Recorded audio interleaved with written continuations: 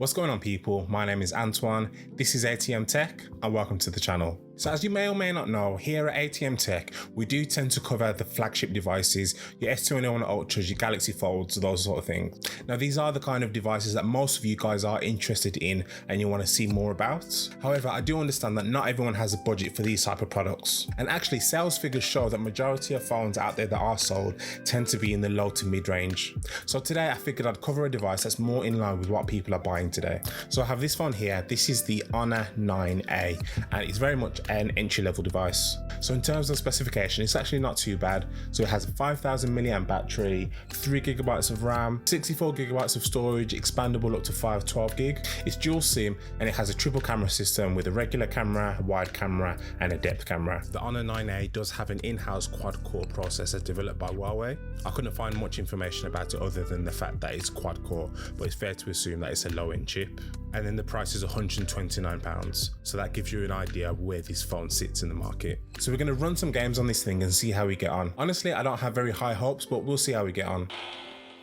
Right, so we're going to kick things off with some Asphalt 9. Now, there were a few more Android apps that I did want to test. However, because the Honor 9A doesn't run any Android services, it was a bit more difficult to get hold of any apps. So for the most part, Asphalt 9 does run just fine. This was available to download directly in Huawei's app gallery, so presumably it had some level of optimization to work with this device. It is a little bit choppy at points and there are 1 or 2 frame drops here and there, but for the most part it's definitely playable. We're going to move on to some emulators next, starting out with Game Boy Advance.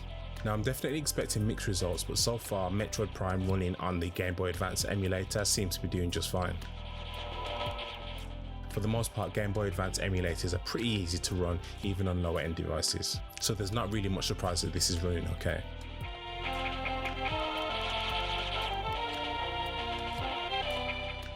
Also, I don't have much experience with Metroid games, so if anyone wants to let me know how the hell I get through this gap, that would be great.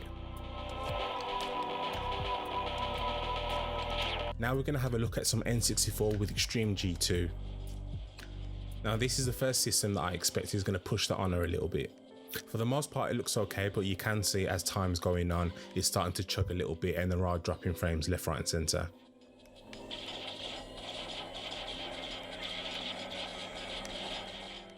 While it's not perfect, it is running at pretty much full speed and it is definitely playable. You need to just tailor your expectations a little bit. Up next we have some Street Fighter Third Strike running on the Dreamcast emulator. Absolutely no issues here, running at full speed without any noticeable drop frames. Despite being a decently powerful machine, I do love the fact that Dreamcast is able to be emulated on most devices. This gameplay does demonstrate why I'm not a big fan of this controller. As you can see, I'm really struggling to get my special moves out. I have made a video about this controller. It's a GLAP P1 Play. If you want to check that out, click on the link in the top right corner. But yeah, Dreamcast is looking good. And to round things off, we have some PSP emulator running some Naruto.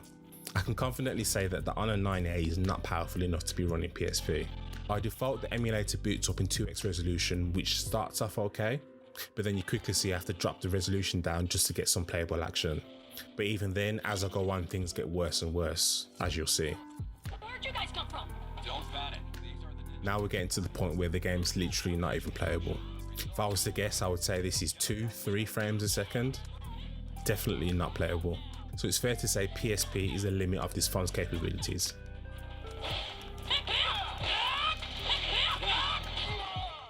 Now, I definitely wanted to try out more emulators. I was really keen to see how PS1 would run, as well as GameCube. However, this was a message I kept on getting with the APK when I tried to install it. So that was definitely a bit of a bummer. And then even with Super Nintendo, when I did get the APK installed, it just wouldn't boot up.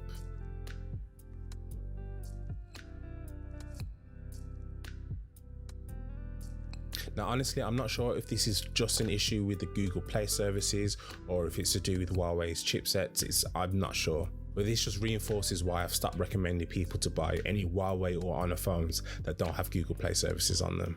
I even tried to download the Xbox app to try out some game streaming via Game Pass, but the app just wasn't compatible. All in all, I was really disappointed because I was hoping to be able to keep this phone as just a dedicated gaming phone. more than likely I'm going to put it back in its box and it's going to live its life as an emergency backup phone. So guys, thanks very much for watching. If you enjoyed this video, go ahead and leave a like down below. It helps me out a lot. But anyway, that's enough from me. My name is Antoine. This is ATM Tech, and I'll catch you in the next video. Peace.